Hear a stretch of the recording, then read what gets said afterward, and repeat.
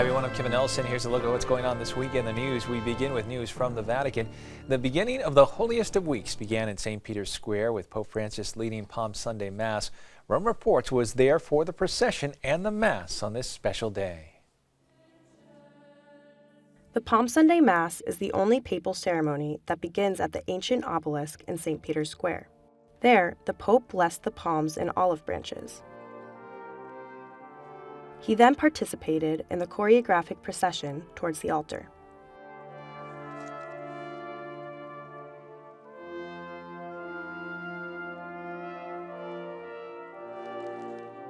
It is the first great Mass of Easter, and it remembers Jesus' arrival to Jerusalem when he was greeted with olive branches. The Pope asked Catholics to revive these events in a personal way. Come è entrato a Gerusalemme, Egli desidera entrare nelle nostre città e nelle nostre vite. More news now from the Vatican. Vatican spokesman Jesuit Father Federico Lombardi confirmed that Pope Francis would like to make a trip to Armenia in late June, but he denied a news report that said the trip was already set for June 22nd through the 26th. Father Lombardi said that the Vatican is still studying the possibility of such a visit, but nothing has been finalized. The vast majority of Armenia's 3 million inhabitants belong to the Armenian Apostolic Church, one of the Oriental Orthodox churches. The Vatican says of the rest of the Armenian population, about 280,000 are Catholic, belonging either to the Latin Rite or to the Armenian Catholic Church, an Eastern Church in full communion with Rome.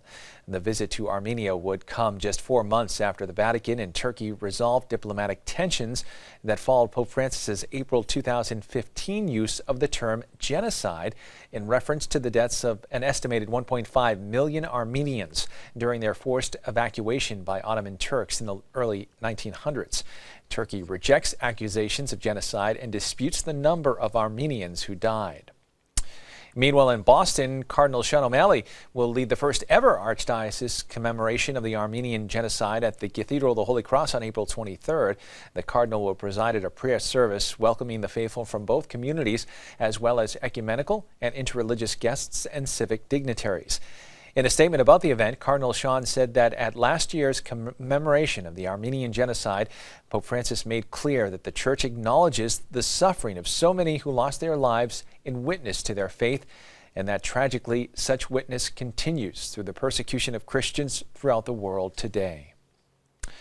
We go back to the Vatican now. South Africa has a new Apostolic Nuncio. U.S. Archbishop Peter Wells was ordained over the weekend for his new position in the Vatican Diplomatic Corps. Catholic News Service has more from St. Peter's Basilica.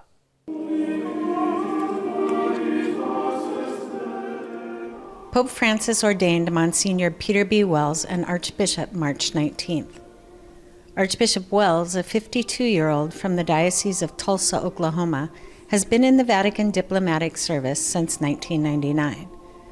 Pope Benedict, 10 years later, named him Assessor for General Affairs, a position in the Vatican Secretariat of State that is similar to Deputy Chief of Staff. Now, as an Archbishop, he will serve as the Apostolic Nuncio to South Africa. At the ordination Mass, Pope Francis read a prescribed homily, but added his own comments and cautions. Siate servitori di tutti, dai più grandi e dai più piccoli, di tutti, ma sempre servitori, al servizio.